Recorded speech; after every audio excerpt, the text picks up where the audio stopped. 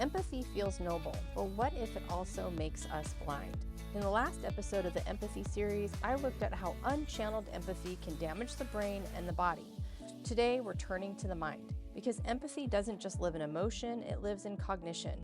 And when it goes unchecked, it becomes a mental shortcut that tells us we're good simply because we feel it. It can distort how we think, how we define ourselves, and how we relate to others. In this episode of the Untangled Mind podcast, we'll unpack empathy as a cognitive trap, a pattern that feels virtuous but reinforces biases, avoidance, and self-deception. We'll talk about the science behind it, how to recognize when you're caught in someone else's emotional reasoning, and how to climb the ladder out toward regulation, perspective, and real compassion. This is episode 3 of the Empathy series of the Untangled Mind podcast.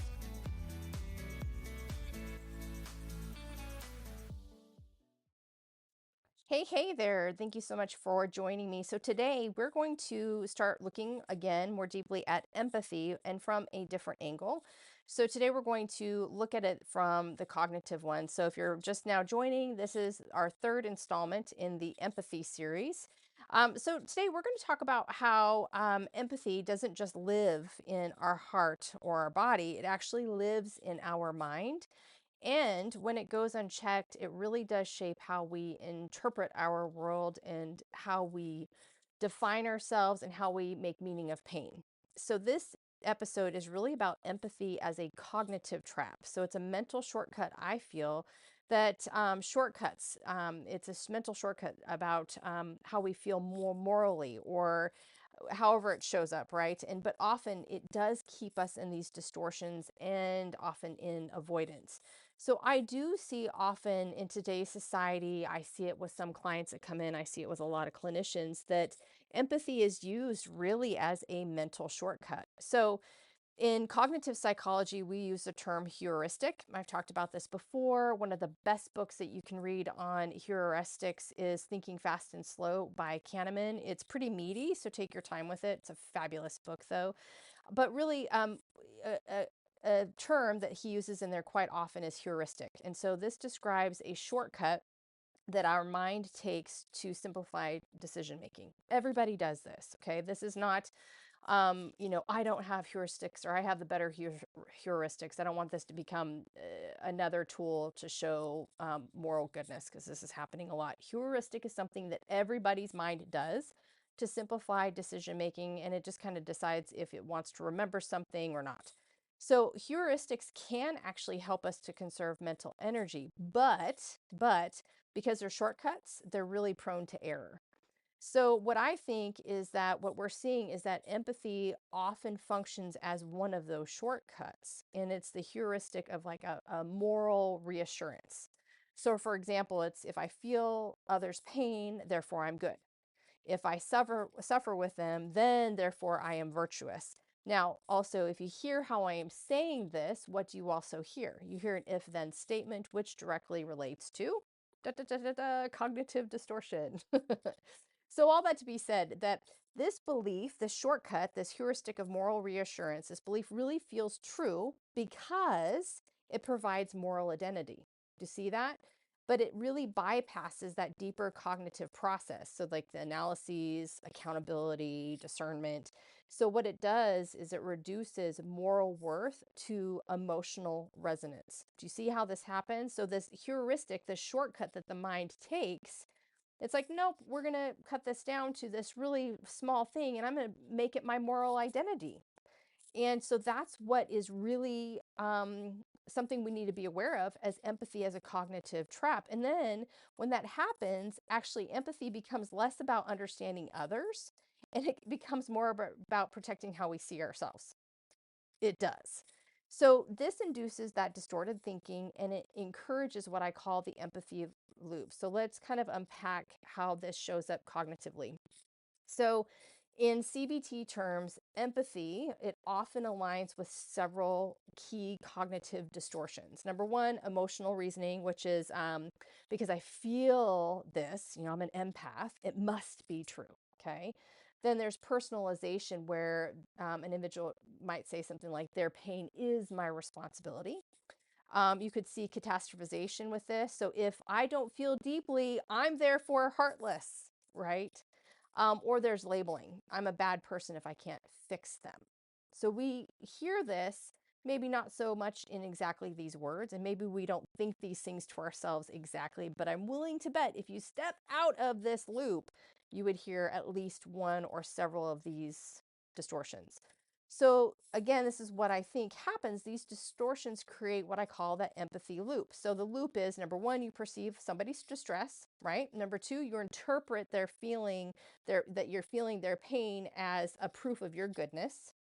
Number three, that feeling becomes reinforced and it gives you purpose and moral relief.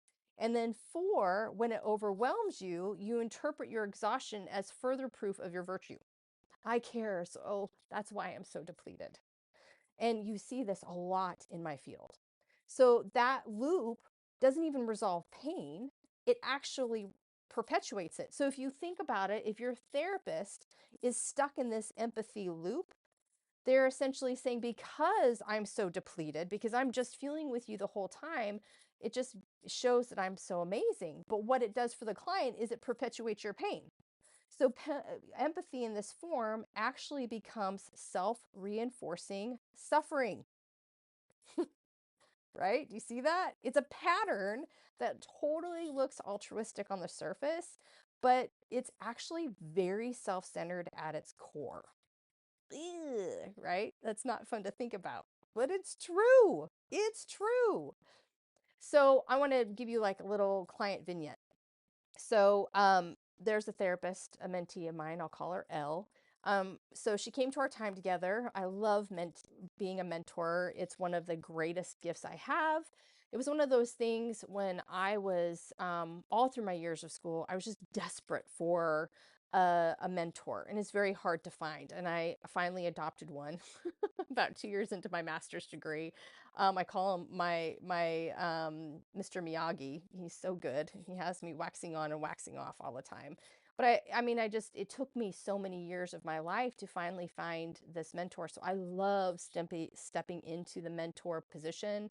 I've created curriculum for my mentees to help them kind of expand what they've learned in school so that they're really prepared with developed skills above and beyond their initial schooling, and so that they really shine when they go into these new environments, not just as some like green clinician, like they're really going to shine. So all that to be said, she came into one of our sessions together, and she was describing that she had this really intense anxiety after all of her sessions, and she's like, I'm having such a hard time not thinking about my clients, and I'm starting to like dream about them and their pain, and I'm really terrified that I'm going to fail them. So the first thing I said to her is like, I totally get it. This was how it was for me in the beginning as well. This is very common. You hear this all the time with people like, I want to go into counseling because I really love people. And I say, that's extraordinary, but that is your starting point. Because if you stay there, you're going to be stuck in this trap. So what I asked her, I said to her, okay, well, what do those thoughts actually mean to you? She's saying, I just keep thinking about them and I dream about their pain and I'm terrified that I'm going to fail. I'm like, okay, I hear you and I get that. So let's step out of that kind of anxious thought. And what do those thoughts mean to you? And she says, well, I think that what it really says is that I care and it means that I'm a good therapist. Do you hear that? So her empathy had therefore become her identity. This is so, so, so common in the therapeutic field. Okay. So her distress that she was feeling was therefore her proof of virtue. But cognitively, right, what was happening was this fusion of her self-worth, and it was contingent on others feeling and suffering. Ugh, hear that.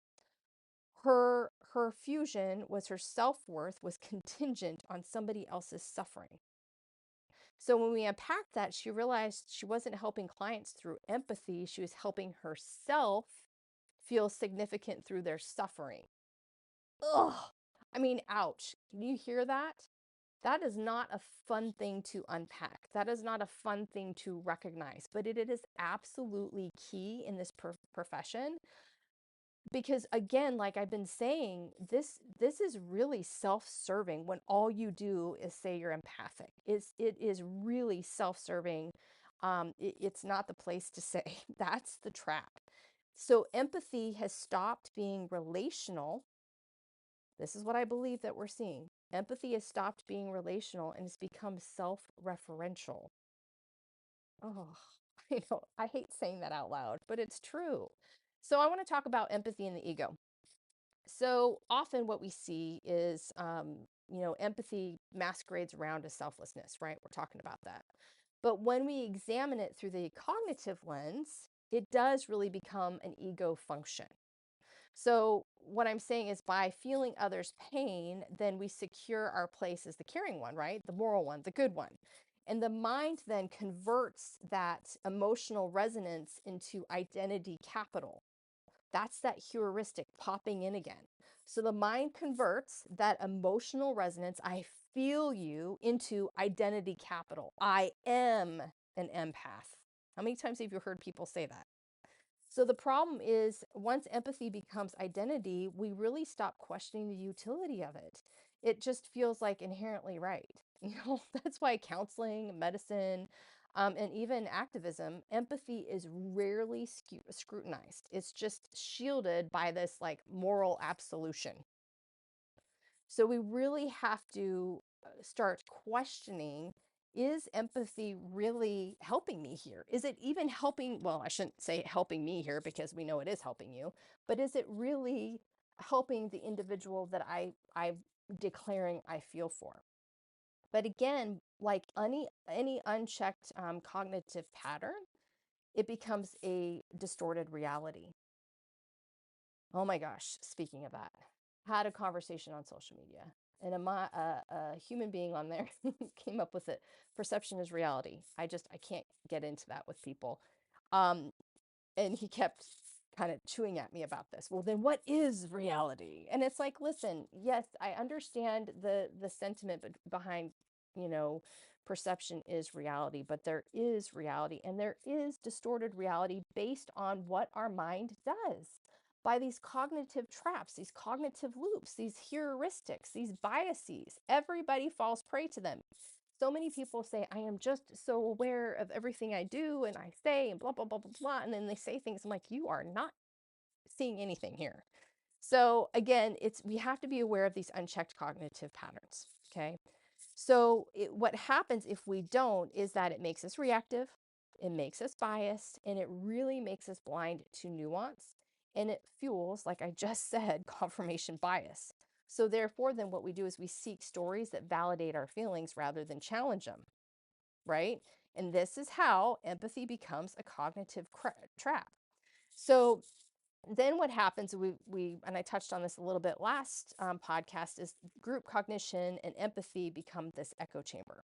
So when empathy becomes the primary currency of community, the cognition, the cognitive aspects deteriorate.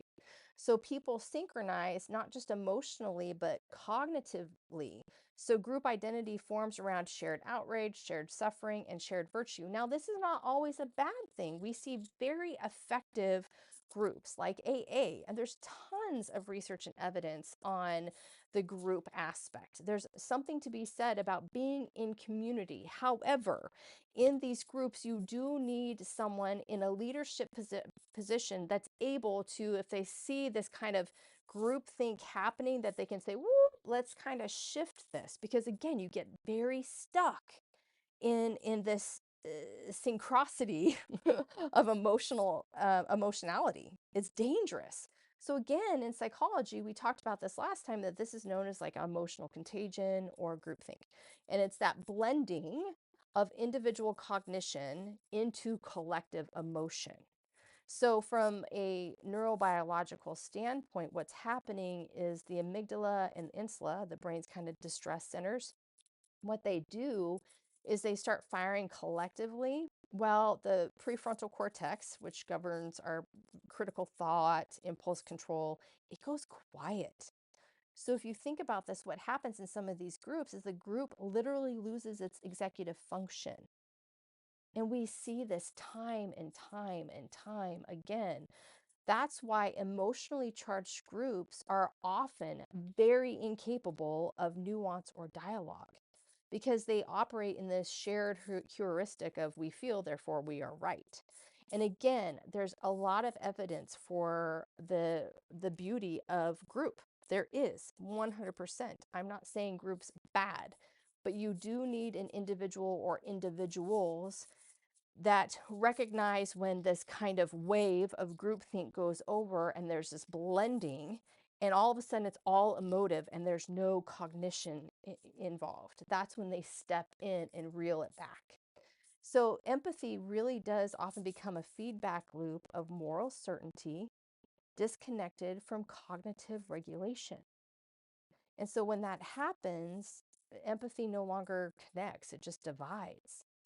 So, in a recent exchange on social media, I was confronted by some of this. So, some individuals really um, engaged in this really wonderful communication and effective communication, and they challenged my thinking and others, but they did so in a really great way.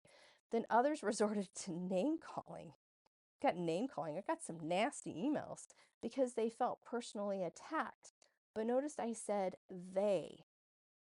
So a group formed based on a feeling of attack, which then created the shared virtue, which then created the shared outrage, and they completely shut down any logical engagement with articulated thought.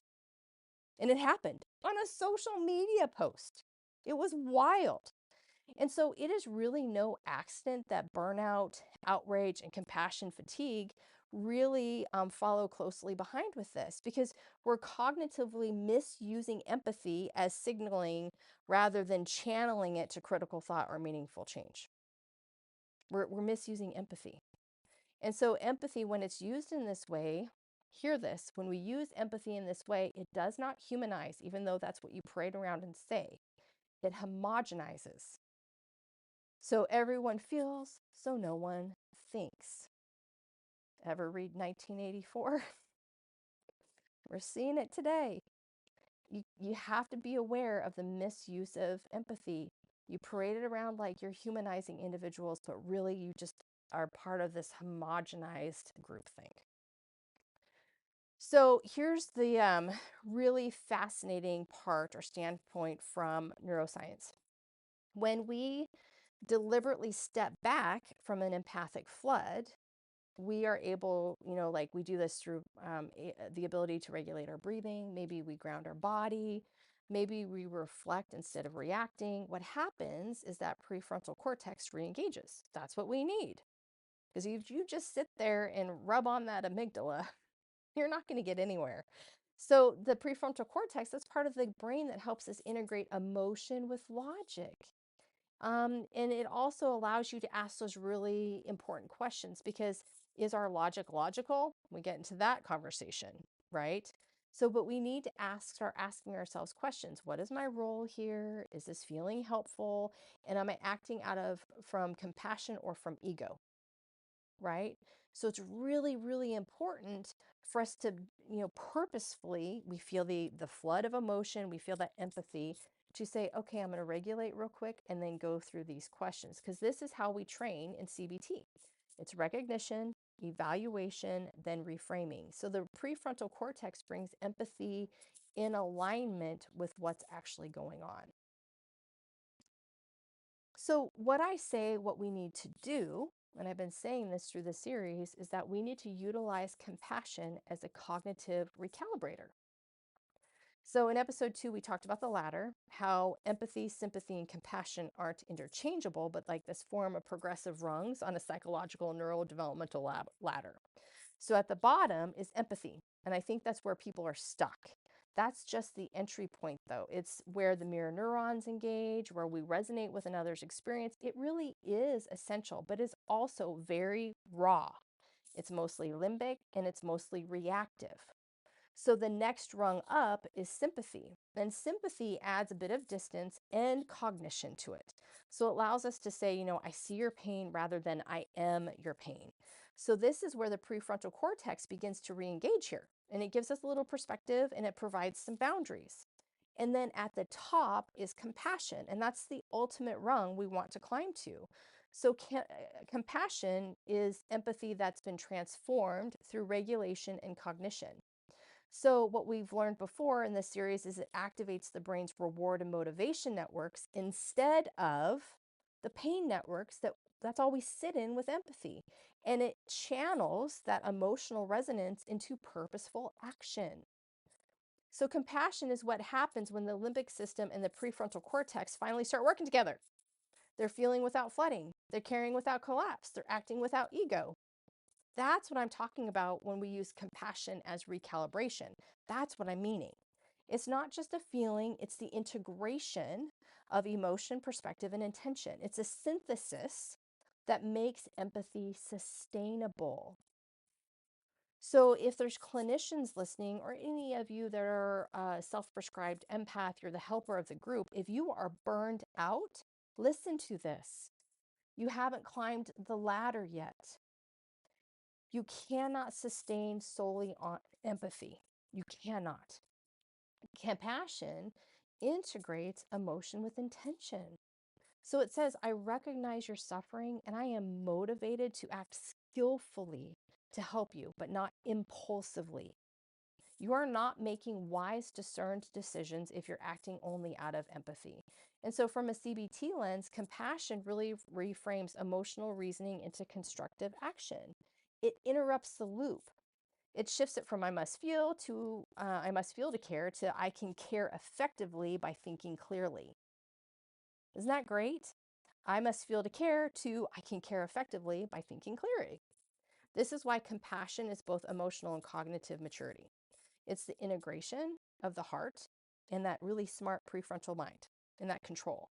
It is the antidote to empathic distortion, this empathic cognitive trap. So, how do we break the empathy cognitive trap? That's really what we're thinking about, right, as you're listening. So, in practice, breaking the trap does require honesty. So, when clients or clinicians, like I said, really identify strongly as empaths, I would ask you, what does that identity give you? How does it serve you? And what might you lose if you stop defining yourself by others' pain? Notice my emphasis on you. These questions expose that moral heuristic underneath empathy.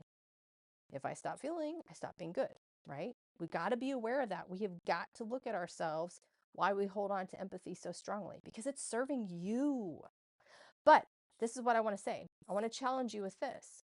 What if goodness, right? We're talking about this moral feeling that we get with empathy. What if goodness isn't about the intensity of feeling?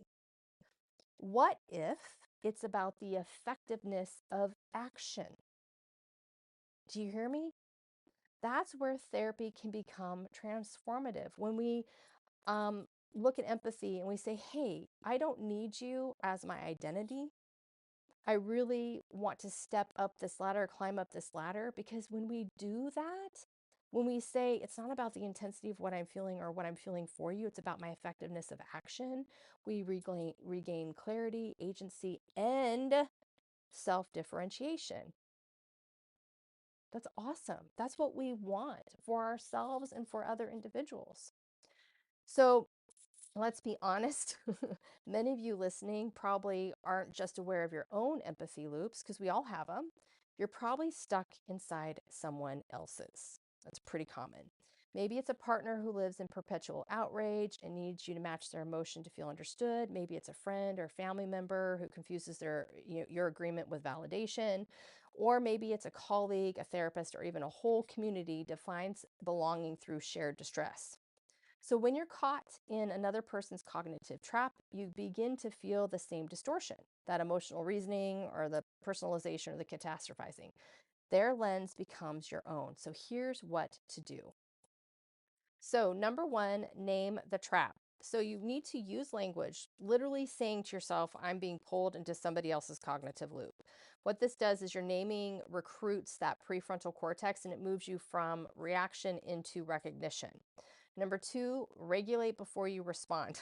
So, obviously, if you're in this kind of trap with this individual, you're going to feel dysregulated. So, if your heart rate rises or you feel your body tightens, you need to pause, slow your breathing, ground your feet until your physiology settles. So that way that you can access rational thought. Otherwise, you can't. So remember, you can't reason from your amygdala. If you're activated, if you feel those physiological reactions, you've activated the amygdala. The amygdala does not know how to reason. So you've got to regulate before respond. Number three, you need to do a reality check of the thought, a reality check of the thought, excuse me. So ask, is this my emotion or theirs? What evidence supports this belief? What outcome will feeding this emotion produce? So these questions quickly shift you from that empathy fusion to cognitive clarity. Number four, reframe the role. Empathy often makes us believe our job is to rescue someone, and it's not. It's just not. Your role is to help regulate someone. We talked about this in the first part of the series where we talked about mirror neurons. So when you stay steady, you invite that other person's nervous system into your own and to your cognition to follow your own.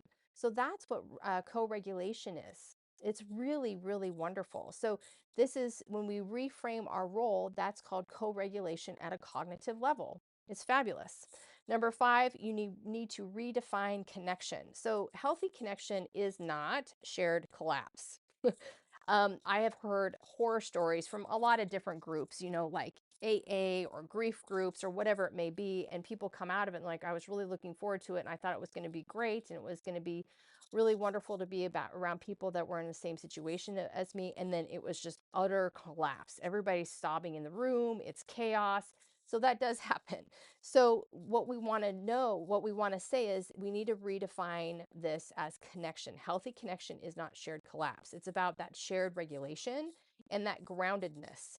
So you can remain compassionate without absorbing distortions, and you can stay connected without surrendering to someone else's emotional reasoning. It's very important for us to highlight this. This is really where emotional intelligence meets that cognitive maturity. Some people say they're emotionally intelligent, but really all they do is just sit in their feels. They're not intelligent about emotion.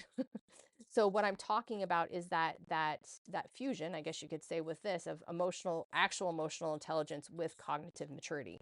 So you're not abandoning that empathy at all. You're anchoring it, right? Because remember, empathy is just that first rung. So you lead with clarity rather than this groupthink or the contagion. So I really want to leave you with a few questions to sit with after our time today in this empathy series. So number one, where has empathy become part of your identity rather than a skill?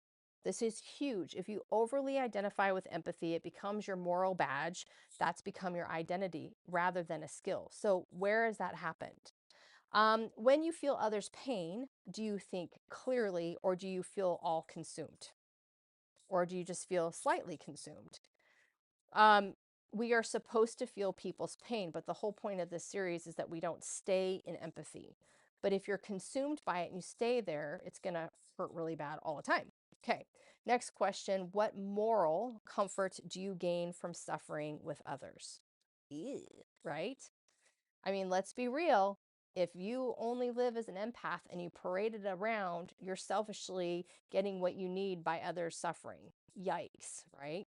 And lastly, what would you change if you saw compassion, not empathy, as the higher calling? So these questions aren't meant to challenge just your cognitive reflexes or your character, okay? Because true empathy, the kind that integrates thought, feeling, and action, actually requires this discipline, not just this, indulgence in the feels. So, empathy is a beautiful capacity. As I've been saying, I'm not demonizing empathy at all. I just think that you need to stop stopping there. But when it becomes a cognitive shortcut, like we've talked about, heuristics, it's a way of right instead of thinking clearly. I'm just right rather than thinking clearly. And so it really does cease to serve us.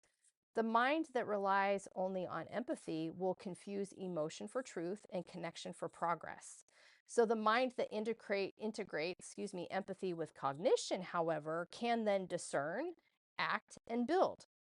The goal is not to eliminate empathy at all. It's to elevate it. It's to let it evolve from reflex to reason, from identity to instrument, from trap to tool. It's about climbing the ladder. So, thanks again for joining me on this series. Next time, we will be discussing how we can turn empathy into ethics through discernment.